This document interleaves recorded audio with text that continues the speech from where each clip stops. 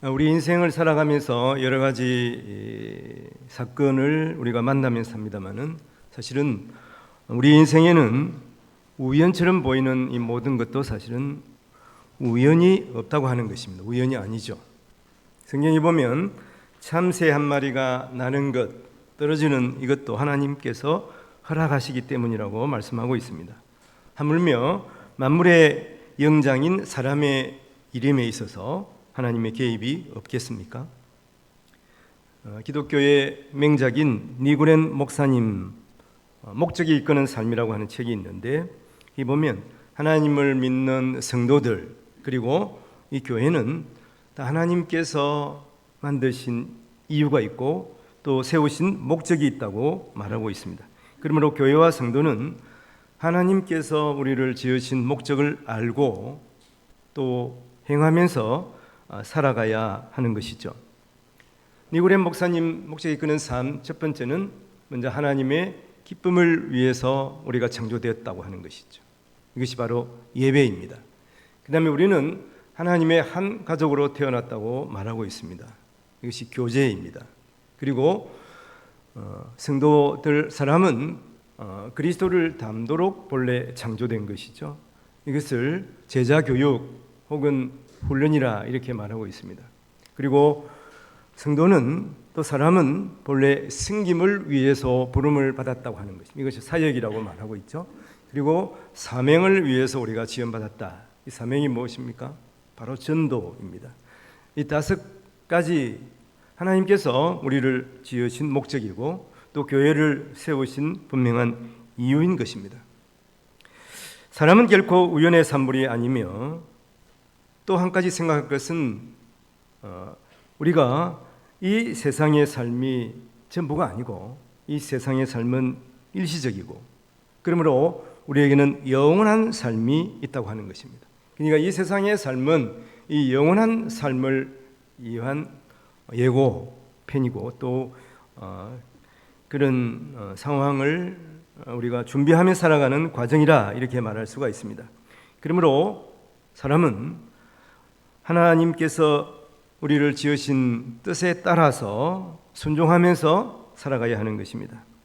오늘 이 본문 말씀은 베드로의 설교입니다. 베드로가 우리가 2장에 보면 예수님의 제자들과 120명 또 문도가 함께 기도할 때에 마가다락방에 성령이 임했죠. 성령이 임한 다음에 베드로가 설교하는 내용의 일부분입니다. 그런 성도들이 성령 받게 된 것을 구약에 나오는 요엘 성경에 이미 예고되어 있다, 예언되어 있다고 말하고 있습니다. 그리고 오늘 이 본문에서도 예수님께서 이 땅에 오신 것, 그리고 십자가에 죽으신 것, 부활하신 것, 이 모든 것이 하나님께서 이미 예정하신 것이고 그대로 되어졌다. 하나님의 뜻이 성취된 것이라고 말하고 있습니다. 하나님께서는 죄로 말미암아서 죽어야 할 인생을 살리시려고 그 아들 예수님을 이 땅에 보내셨습니다. 예수님께서는 하나님 아버지의 말에 또 순종해서 자원하여 이 땅에 오시고 우리를 위해서 죽으시고 또 부활하심으로 이 일을 행하셨죠. 이게 우리 예수님의 은혜인 것입니다. 근데 이 모든 사실은 하나님의 섭리 가운데, 하나님의 예정 가운데 있는 것입니다. 이것은 또한 하나님께서 우리를 구원하시는 지혜입니다. 자기 아들을 희생하면서 우리를 구원해 주시는 하나님의 지혜이죠. 그리고 또한 이것은 하나님의 사랑입니다. 그리고 하나님의 비밀이에요. 하나님의 비밀을 우리 믿는 자들에게 성경을 통해서 말씀하심으로 우리가 예수 그리스도를 통해서 구원받는 진리를 알게 된 것입니다. 그리고 하나님 앞에 믿는 자로 살아가는 것입니다. 그러면 신실하신 하나님께서는 이 사실에 대해서 구약 성경에 오실 예수님에 대해서 말씀하고 있죠. 그리고 예수님께서는 때가 되매 오실 때가 되어서 이 땅에 오신 것입니다. 이 말씀을 갈라디아서 4장 4절에는 이렇게 말하고 있습니다. 때가 참에 하나님이 그 아들을 보내사 여자에게서 나게 하시고 또 율법 아래에서 나게 하셨다고 말씀하고 있습니다. 예수님께서 이 땅에 오셔서 우리를 구원해 주시는 것이 바로 복음입니다. 기쁜 소식이죠. 동시에 우리가 전도한다고 하는 것은 예수 그리스도를 믿지 않는 사람들에게, 모르는 사람들에게 소개하는 것이죠. 예수님이 누구신지, 이 땅에 왜 오셨는지, 우리를 위해서 어떻게 죽으셨는지, 우리를 어떻게 구원하시는가를 이 사실을 모르는 세상 사람들에게 전하는 것입니다. 그러니까 복음, 기쁜 소식은 바로 예수 그리스도이고 바로 전도도 예수 그리스도인 것입니다. 이 복음을 알고 또 우리가 구원받은 그 사실을 우리가 하나님 앞에 감사하면서 살아가는 자들이 성도들입니다. 하나님께서는 이 일을 위해서 우리에게 성령을 부어주셨습니다. 그래서 우리 모든 성도는 예수를 주로 고백하고 또 성령을 받아서 이 땅을 살아가면서 예수 그리스도의 부활의 증인으로 살아가는 것입니다. 이게 사실은 예정되어 있어요. 하나님께서 우리를 선택해 주셨습니다. 가장 우리가 알아야 할 것은 예수님께서 우리를 위해서 이 땅에 오셨고 또 우리를 위해서 죽으셨고 또 우리의 구원을 확정하시는 것으로 부활하셨다고 하는 것입니다. 그 부활의 첫 열매가 되심으로 우리도 반드시 부활하고 영원한 삶을 주님과 함께 살게 되는 것입니다. 이것이 예정되어 있어요. 이것을 믿는 자가 바로 예수 믿는 사람들입니다. 오늘 사도행전 2장 23절 24절에 보면 그가 하나님께서 정하신 뜻과 미리 아신 대로, 하나님께서 정하신 뜻과 미리 아신 대로 내어준 바 되었거늘 너희가 법 없는 자들의 손을 빌려 못 박아 죽였으나 하나님께서 그를 사망의 고통에서 풀어 살리셨으니 이는 그가 사망에 매어 있을 수 없었음이라. 이렇게 베드로가 지금 많은 사람 앞에서 보면 예수를 죽이라 그러면서 예수를 십자가에 못 박은 사람들이 지금 모인 그 자리에서 예수 그리스도가 누구인지를 말하고 있는 것입니다. 바로 하나님께서 정하신 뜻과 미리 아신 대로 내어주신 분이라고 말합니다. 십자가에 하나님의 뜻 가운데서 달리신 분이죠. 근데 이 일을 어떻게 행하셨다고 말하고 있습니까? 법 없는 자들의 손을 빌려 못 박아 죽였다고 말하고 있습니다. 사실은 이 법 없는 자 하는 것은 이방인 말하고 있습니다. 대표적인 얘가 로마의 권력자, 총독인 빌라도죠. 그러니까 빌라도의 손을 빌려서 못 박아 죽였다. 누가 죽였다는 것입니까? 바로 유대인들이 그랬다고 하는 거예요. 지금 앞에서 서 있는 청중들, 너희 유대인들이 예수를 누구를 통해서 바로 권력자, 이 이방인, 이 로마 정권을 통해서, 정권을 이용해서 예수님을 못 박아 죽인. 당시 상황을 보면 로마의 이 권력층, 특히 이 빌라도는 어떻습니까? 이 권력을 유지해야 돼요. 이 야망이 권력에 있는 것입니다. 그리고 당시 그 유대인들을 대표하는 그 사도계인 바리새인들은 또 무엇입니까? 이 사람들은 예수를 시기하고 질투했습니다. 그래서 로마의 권력과 또 예수를 시기하는 이 유대인들이 서로 마음이 합해진 거예요. 그래서 예수를 못 박게 되는 것입니다. 사실 이 모든 것도 하나님의 섭리 아래에 있는 것이죠. 하나님께서 그들을 욕망에, 로마 권력자들을 욕망에 내버려 두셨어요. 또한 당시 하나님을 믿는다고 하는 이 유대인들은 우리가 하나님의 선민이야 그러면서 교만했습니다. 그리고 예수를 시기하는 그 시기와 이 질투, 그것에 그냥 두신 거예요. 하나님께서 그냥 두시니까 여러분 이 거짓된 본성, 악한 본성이 드러나서 그들은 예수를 더욱 시기하고 질투하게 된 것입니다. 만약 하나님께서 우리를 그냥 두셨으면 우리도 마찬가지예요. 로마 권력자처럼 여러분 권력을 붙잡기 위해서 모든 것을 다 허비하는 그러한 사람이 될 수밖에 없어요. 그리고 시기하며 질투하며 살아가는 인생이 될 수밖에 없는 것입니다. 하나님께서 그들을 내버려 두셨기 때문에 그들이 예수 그리스도를 십자가에 못 박아 죽인 것이다 하는 것입니다. 근데 오늘 이 본문에서 베드로는 시편 16편을 인용하면서 예수님이 그리스도이심을 밝히고 예수님의 죽음과 부활이 이미 성경에 예언되어 있다. 특히 이 다윗을 통해서 예언되어 있다고 말하고 있습니다. 오늘 다윗을 선지자라고 말하고 있죠.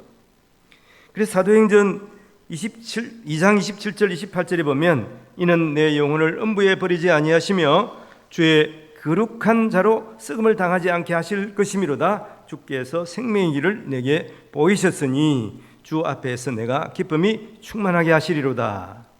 이렇게 구약에 이제 이 베드로가 지금 구약의 시편의 말씀을 인용하면서 예수님 오시기 전에 다윗의 시대에 다윗이 말한 이 시편 이 찬송시로 예수님에 대해서 지금 소개하고 있다고 하는 것입니다.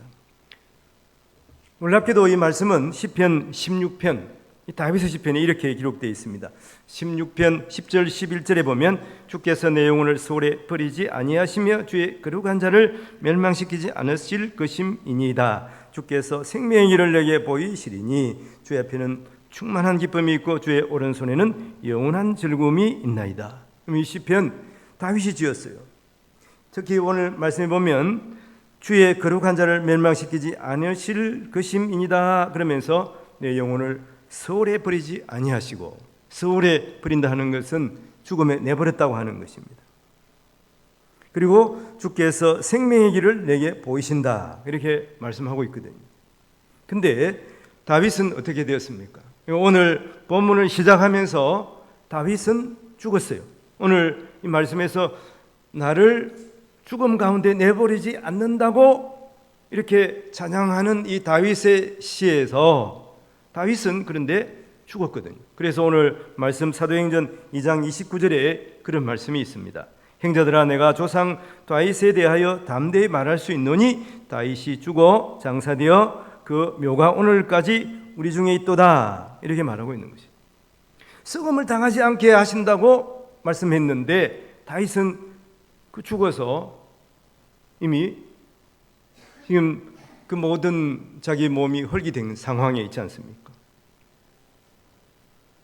이 말씀을 우리가 보면서 생각해야 할 것은 여기서 다윗이 찬양하고 있는 이분이 바로 자기 자신이 아니고 바로 예수 그리스도이시라고 누가 증언하고 있습니까? 베드로가 증언하는 것이. 사실 오늘 본문을 풀이하려니까 조금 쉽지가 않습니다만은 이렇게 다윗의 후손으로 오실 메시아 예수 그리스도가 어떻게 죽었지만 십자가에 죽으셨지만 부활하실 것에 대해서 예언하고 있다. 이렇게 지금 베드로가 설교하고 있다고 하는 것입니다. 그래서 사도행전 2장 34절 35절에 보면 다윗은 하늘에 올라가지 못하였으나 그 다윗은 부활하지 못했다고 하는 말이에요. 친히 말하여 이르되 다윗이 이렇게 말하는 겁니다. 오늘 말씀해 보니까 주께서 내 주에게 말씀하시기를, 여기서 주께서 하는 앞에 주는 누구냐 하면은 아버지 하나님이에요. 그 다음에 주께서 그 다음에 내 주에게는 예수님을 말씀하세요. 성자 예수님을 말해요. 그러니까 아버지 하나님이 예수님에게 말씀하시기를 내가 내 원수로 내 발등상이 되게 하기까지 너는 내 우편에 앉아 있으라. 그러니까 아버지 하나님께서 예수님에게 너는 지금 내 우편에 앉아 있으라고 그렇게 말씀하셨다고 하는 내용입니다. 하나님이 생명을 창조하시고 주관하시는 능력으로 예수께서 부활하시게 하시고 승천하시게 하셔서 어디에? 하나님 보좌 우편에 앉으시게 하셨다 하는 것을 누가 예언하고 있다는 것입니까? 다윗이 예언하고 있다고 지금 베드로가 성령 충만해서 앞에 모인 유대인들에게 설교하고 있다고 하는 것이죠. 예수님의 죽음과 부활 승천하신 것은 하나님의 계획에 의해서 이루어지시는 것이죠. 이것이 하나님의 우리를 구원하시는 구원의 역사입니다. 하나님이 이 권능을 우리에게도 적용하십니다. 예수 그리스도 은혜로 구원받은 하나님의 자녀된 것, 또 예수님께서 부활하시고 승천하시고 다시 오셔서 또 온 세상을 통치하실 것에 대한 이 분명한 사실을 우리가 믿고, 또 우리도 예수를 믿어서 영생 얻는 것을 우리가 확신하면서 감사하며 살아가야 하는 것입니다. 이것이 이미 예언되어 있어요. 이미 예정되어 있는 사실을 말씀하고 있습니다. 예수님께서 십자가에 죽으시고 부활하신 것이 이미 성경에 예언되어 있고 이미 성취되어 있어요. 그러면 다시 오실 예수 그리스도에 대해서도 분명한 사실입니다. 이것이 구원의 완성에 이르는 일인 것을 하나님이 이미 계획해놓고 계시다고 하는 것입니다. 우리는 하나님의 계획을 믿고 따르고 순종하면 되는 것입니다. 그리고 계획되어 있는 것이 무엇이냐? 우리가 예수 그리스도의 증인이다 하는 것입니다. 복음의 증인으로 살아가고 있다는 것을 우리가 분명하게 알고 믿어야 하는 것입니다. 오늘 32절 말씀해 보면 이 예수를 하나님이 살리신지라 우리가 다 이 일의 증인이로다. 그 당시에 예수님의 제자인 베드로와 또 12사도 또 함께 성령 받은 이 빼기신 문도가 우리가 예수의 부활의 증인이라고 말하고 있는데, 동일하게 우리도 여러분 성령 받았어요. 예수 그리스도를 주라고 고백하기 때문에 이 자리에 앉아 있습니다. 예수 그리스도가 우리를 위해서 죽으시고 부활하시고 다시 오실 것을 믿고 기다리는 자들입니다. 그러므로 오늘을 살아가는 우리도 성령 충만해서 예수 그리스도의 증인으로 살아가야 하는 것입니다. 이제 주 예수를 믿는 성도들은 예수 그리스도를 따르는 사람들이, 그 길은 영광의 길입니다. 그러나 또 하나는 또 십자가의 길이에요. 우리 예수 그리스도의 뒤를 따르는 사람들입니다. 그러므로 예수 믿는 우리에게 영광만 있는 것이 아니에요. 우리에게도 고난이 있습니다. 이것은 자기 희생과 자기 부인이 있어야 한다는 말이에요. 그래서 마태복음 16장 24절에 예수님께서 제자들에게 말씀하시기를 누구든지 나를 따라오려거든 자기를 부인하고 자기 십자가를 지고 나를 따를 것이니라. 이 일을 성령 충만해서 실행하는 내용들이 사도행전입니다. 사도행전은 그래서 사도들의 행전, 사도들의 행한 일을 기록한 것이고 또 성령 하나님께서 그 해에게 행하신 일을 기록한 것입니다. 그래서 사도행전을 성령행전이라 이렇게 말하는 것이죠. 그래서 이후에 사도행전 4장 20절에 보면 우리는 보고 들은 것을 말하지 아니할 수 없다, 이렇게 공회원들에게 말하면서 제자들이 복음을 전가하고 있는 것입니다.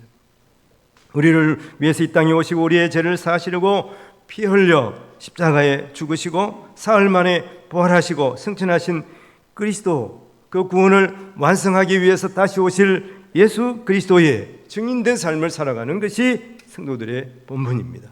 우리 모든 성도들이 부활하신 예수 그리스도의 증인된 삶을 살아가시기를 주님의 이름으로 축원을 드립니다.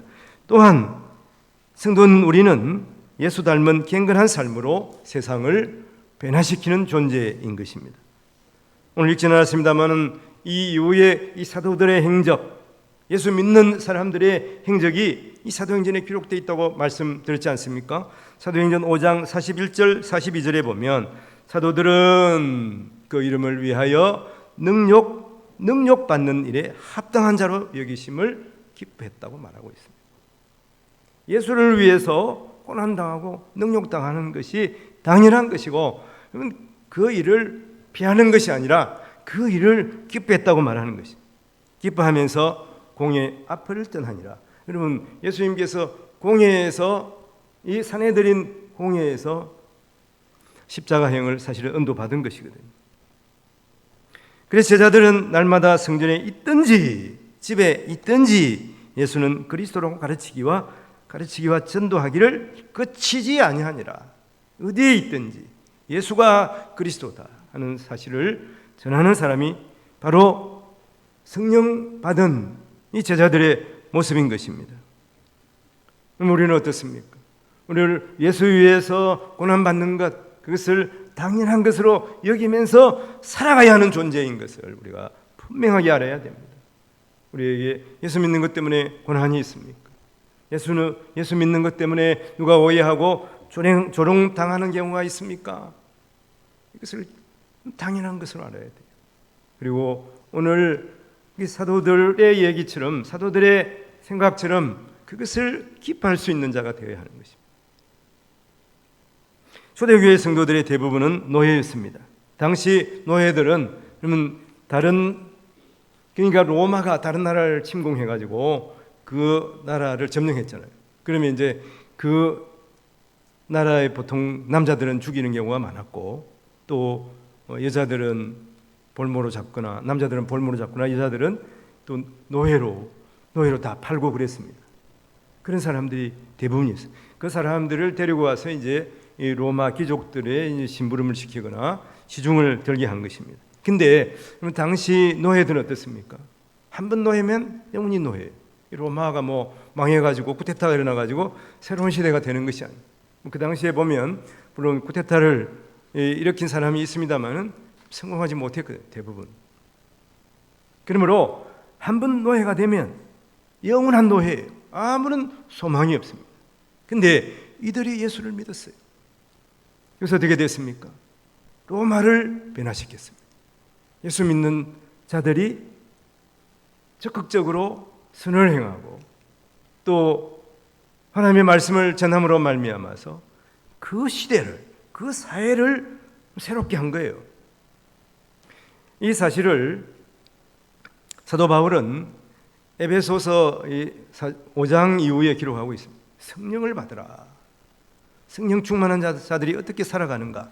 그러면서 사도 바울이 5장 뒤쪽에 보면은 아내들아, 남편들아 이렇게 말하면서 어떻게 우리가 성령의 사람들로, 성령 충만한 사람들로서, 예수 믿는 자들로서 남편을 사랑하고 또 부인을 섬기며 살아가야 할 것인가, 그게 대해서 말하고 있습니다. 그리고 6장에 들어오면은 아비들아, 그리고 자녀들아, 주 안에서 내 부모를 공경하라 이렇게 말씀하면서 시작하고 있잖아요.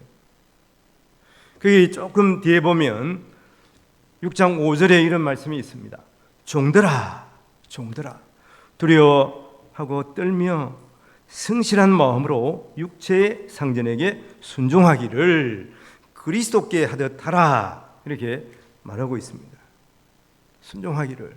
이때까지는 마지못해서 불평하면서 같은 상전들이, 이 종들은 상전들이 시키는 일에 아주 그냥 적극적으로 할 수가 없잖아요. 소극적으로. 예, 알겠습니다. 마지못해서, 죽지 못해서 사는 인생이 종들의 삶이었어요. 그러나 성령 충만한 사람은 어떻게 하라는 것입니까? 육체의 상전에게 순종하기를 그리스도께 하듯 하라 이렇게 말하고 있습니다. 그래서 변했습니다. 예수 믿기 전하고 예수 믿고 나서 변했습니다. 사람이 바뀌었습니다. 우리도 예수 믿는 사람들이에요. 우리는 예수 믿기 전과 예수 믿고 나서 우리는 지금 어떻게 바꿔주고 있습니까? 세상을 변화시키는 사람으로 바꿔야 됩니다. 직장생활 합니까? 가정에서도 마찬가지예요. 예수 믿는 사람으로서 우리가 어떻게 해야 할 것인가, 우리가 어떻게 변화되어야 할 것인가를 생각하면서 도전하는 삶을 살아가야 하는 것입니다. 하루하루 우리가 살아갈 때마다 나는 예수 믿는 사람으로 어떻게 행해야 할 것인가, 이것을 생각하면서 살아가요. 그러면 성령 하나님께서 함께 하시고, 그래서 우리가 더욱 성령 충만한 사람으로 변형하게 하시는 것입니다. 당시에 이 종들의 이런 모습을 보고 어떻게 소망 없는 저들이 저렇게 적극적으로 변하여 주인에게 성실함으로 섬길 수가 있나. 그래서 초대교회 성도들은 경건한 모습으로 주인을 섬겼습니다. 그래서 로마의 귀족들 계급 중에서 여성들이 먼저 믿고 그들이 예수를 영접했어요. 부인이 보통 믿으면 그 자녀들이 예수를 잘 믿습니다. 그래서 그 가정이 변화되고 또 그래서 남편이 변화되고, 그래서 로마가 예수 믿는 나라가 된 것을 우리가 성경에서 볼 수가 있는 것이죠. 우리나라 초대교회 때도 마찬가지입니다. 제가 한번 설교의 말씀을 드렸습니다. 제가 서울에 있을 때에 경동 제1교회, 하여튼 뭐 경동 지역이니까 그때는 이제 경기도 지역이었어요. 지금 그 경동 제1교회 중화동에, 서울 중화동에 있는 중량구에 있는데 그때는 이제 경기도에 있었어요. 그 경기도에서 제일 먼저 설립된 교회가 이제 경동 제1교회라 그럽니다. 이 경동 제1교회의 교회 역사에 보면 이런 얘기가 전해지고 있습니다. 교회 다니던 사람이 예수를 믿고 교회 다니기 시작한 사람이 엄기현이라는 사람이 있는데 이 사람도 노예였어요. 뭐 하는 사람이냐 하면은 왕족의 그 말을 끌고 다니는 말꼬피를 잡고서 다니는 사람, 이게 이제 그 엄기현인데 이 사람이 왕족 이재형의 말을 끄는 마부였습니다. 이재형은 그 당시에 사실은 지금 그때 고종 황제의 형이었습니다. 이렇게 해가지고 말을 끌고 다니면서 자기가 예수를 믿었기 때문에 너무 기쁘고 좋은 거예요. 그래서 감히 왕족에게 대감님도 예수 믿으세요. 예수 믿으면 복 받습니다. 그러니까 대감이 깜짝 놀랐습니다. 야, 너 예수 믿어가 출세해가지고 이제 이 말꼬피 잡는 걸 그만두려고, 견주를 그만두려고 하는 거 아니냐, 이렇게 나무랐습니다. 그때 엄기현이 이렇게 말합니다. 이분 엄기현이 나중에 이제 이 경동 제1교회 영수가 4대 영수가 되긴 합니다만은, 대감님, 저는 더 대감의 견주의를 잘하기 위해서 예수 믿고 있습니다. 이렇게 대답했다고 하는 것이죠. 후에 왕족 중에서 처음으로 목사가 된 사람이 바로 이재행인 것입니다. 우리가 예수 믿고 변화받고 경건한 그리스도인이 되어서 세상을 죄의 구렁에서 건져내는 이 막중한 임무를 띠고 있습니다. 이재행은 나중에 이 성동교회의 목사가 되는 것으로 성경에 우리 한국교회 역사에서 기록되고 있습니다. 우리가 사도행전 1장에 보면 예수님의 제자 중 가룟 유다가 예수를 배반하고 아겔다마에서 자결했습니다. 그리고 남은 제자 12제자 중에 이 가룟 유다의 빈자리를 채우기 위해서 두 사람을 올리고 거기서 제비뽑기를 하죠. 제비뽑기를 해서 마띠아가 뽑히게 됩니다. 예수 부활을 목격하고 증언할 사람이 된 것입니다.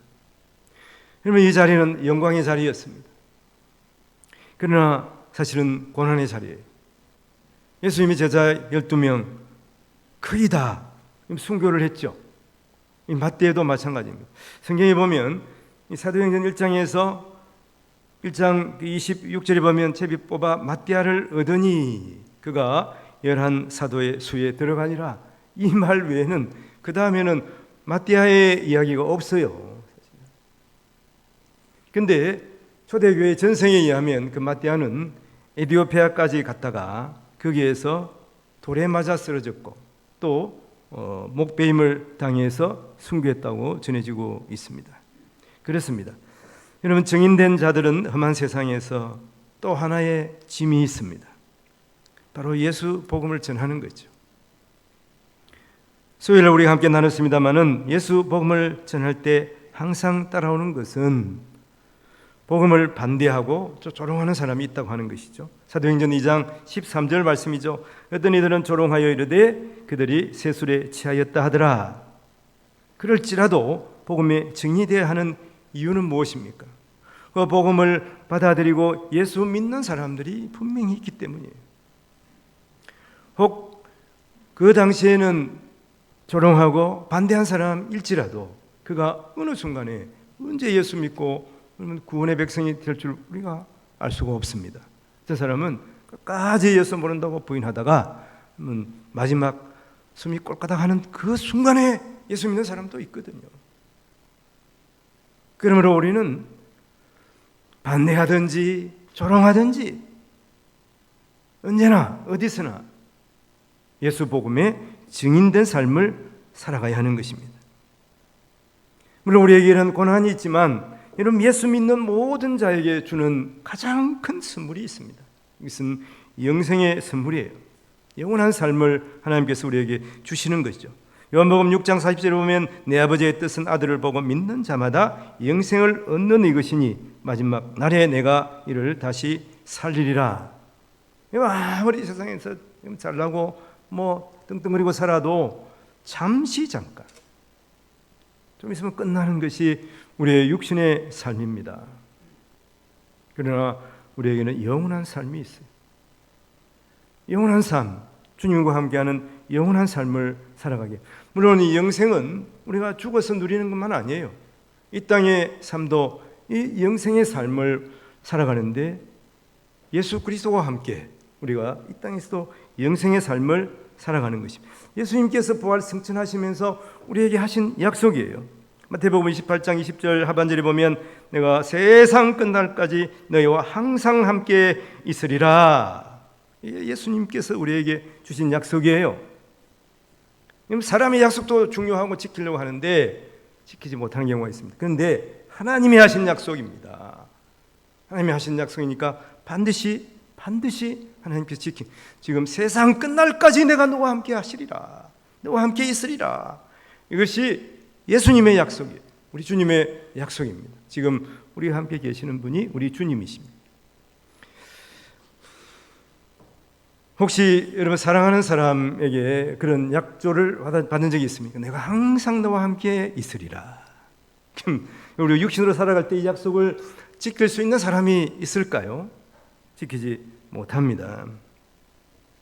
전 존재로 우리가 그 사람과 함께 있을 수가 없어요. 생각은 있어도 생각조차도 그러면 간혹가다 떠납니다. 그 사람 항상 그 사람만 생각하고 살아갈 수 없는 것이 우리 인생이잖아요. 그렇게 하고 싶어도 우리는 그렇게 할 수가 없는 존재예요. 제 와이프가 아파서 병원에 입원을 했습니다. 사실 그동안 별로 아픈 데도 없었습니다. 그래서 어떻게 보면 병원에 함께 있으면서 내가 좀 봉사를 해야 되겠다 그런 생각을 하니까 좀 기쁨이 있었어요. 그러나 근데 그렇게 할 수가 없더라고요. 보니까 또 와이프는 또 미안하니까 빨리 교회 가서 있으라고. 자기는 화장실도 못 가면서 하여튼 물론 마음은 계속 어떻게 할까, 어떻게 지금 지내고 있을까 그런 생각을 했습니다만은 하여튼 또 마음이 항상 그게 갈 수가 없는 거죠. 그것이 사람이에요. 그리고 솔직히 내게 항상 마음은 좀 좋겠지만 그게 대래 부담이 될 수가 있습니다. 항상 나만 생각하고 우리 남편이 항상 나만 생각하고 계속 산다고 생각해 보세요. 상당히 지칠 만한 일이죠. 그러나 하나님은 항상 우리와 함께 계세요. 왜냐하면 하나님은 영이시기 때문에 그렇습니다. 그 모든 시간을 우리를 위해서 내주실 수가 있는 분이에요. 하나님은 시간과 공간을 초월하시는 분입니다. 그래서 전 존재를 통해서 우리 한 사람 한 사람을 위해서 모든 것을 주실 수 있는 분입니다. 자신을 송두리째 우리를 위해서 내어주시는 분이 바로 하나님이십니다. 우리는 복음을 받았습니다. 우리가 이 땅에 살고 있지만 영생을 누리면서 살고 있습니다. 항상 우리와 함께 하시는 주님과 함께 살고 있는 것입니다. 얼마나 복된 일입니까? 그러니 이 은혜를 우리가 받고 우리가 어떻게 가만히 있을 수가 있겠습니까? 복음을 전하지 않을 수가 있겠습니까? 우리의 삶을 통해서 예수 그리스도를 더욱 닮아가고 우리의 인생길을 통해서 예수님이 가신 길을 또 힘차게 달려가면서 또 우리가 세상에 우리가 변화시킬 수 있는 그곳에서 주님을 섬기며 또 주님의 이름으로 복음을 증거하며 살아가는 복된 인생 우리 모든 성도들 예수 부활의 증인되는 삶을 살아가시기를 주님의 이름으로 축원을 드립니다. 기도하겠습니다. 우리를 사랑하시고 구원하시려고 독생자 예수 그리스도를 이 땅에 보내신 아버지 하나님, 우리 위해 죽으시고 부활하사 승천하시고 다시 오실 예수님을 믿고 따르며 예수 그리스도의 부활의 증인되게 하여 주시옵소서. 증인의 삶을 살아가게 하옵소서. 기꺼이 자기 십자가를 지고 주님의 뒤를 따르게 하옵소서. 영원한 삶을 소망하며 살아가는 복된 인생들이 다 되게 하여 주옵소서. 감사와 구리를 죄에서 구원하신 예수님 이름으로 기도합니다. 아멘. 우리 함께